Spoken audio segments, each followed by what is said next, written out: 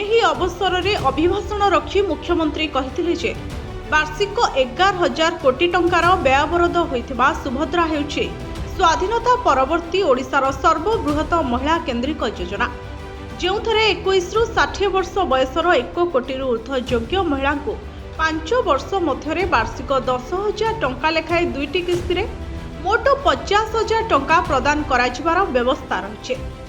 ସେଥିପାଇଁ ସୁଭଦ୍ରା ଓଡ଼ିଶାର ସମସ୍ତ ମା ଭଉଣୀଙ୍କ ପ୍ରତି ସରକାରଙ୍କ ପ୍ରତିବଦ୍ଧତାର ଜ୍ୱଳନ୍ତ ନିଦର୍ଶନ। ଆମ ସରକାର ଆସିବା ମାତ୍ରେ ପ୍ରଥମ ଦିନରେ ହିଁ ଏଥିପାଇଁ କ୍ୟାବିନେଟ୍ରେ ନିଷ୍ପତ୍ତି ହୋଇ ସେପ୍ଟେମ୍ବର 17, 2024 ତାରିଖରେ ପ୍ରଥମ କିସ୍ତି ଦିଆଯାଇଥିଲା। ସୁଭଦ୍ରା ଯୋଜନାର ଶୁଭାରମ୍ଭ ଭାରତର ମାନ୍ୟବର ପ୍ରଧାନମନ୍ତ୍ରୀ ଶ୍ରୀ ନରେନ୍ଦ୍ର ମୋଦିଙ୍କ ଭବ୍ୟ ଉପସ୍ଥିତିରେ ଭୁବନେଶ୍ୱରଠାରେ ଆରମ୍ଭ ହୋଇଥିଲା ଏବଂ ଅଦ୍ୟାବଧି 1 କୋଟିରୁ ଉର୍ଦ୍ଧ୍ୱ ହିତାଧିକାରୀଙ୍କୁ 3ଟି କିସ୍ତିରେ ମୋଟ 15,000 କୋଟିରୁ ଉର୍ଦ୍ଧ୍ୱ ଟଙ୍କାର ସହାୟତା ରାଶି ପ୍ରଦାନ କରିସାରିଲୁଣି। ଏହି 2ଟି କିସ୍ତିକୁ ପ୍ରତିବର୍ଷ ରାକ୍ଷୀ ପୂର୍ଣ୍ଣିମା ଏବଂ ଅନ୍ତର୍ଜାତୀୟ ମହିଳା ଦିବସ ଅବସରରେ ପ୍ରଦାନ କରାଯିବାର ବ୍ୟବସ୍ଥା କରାଯାଇଛି।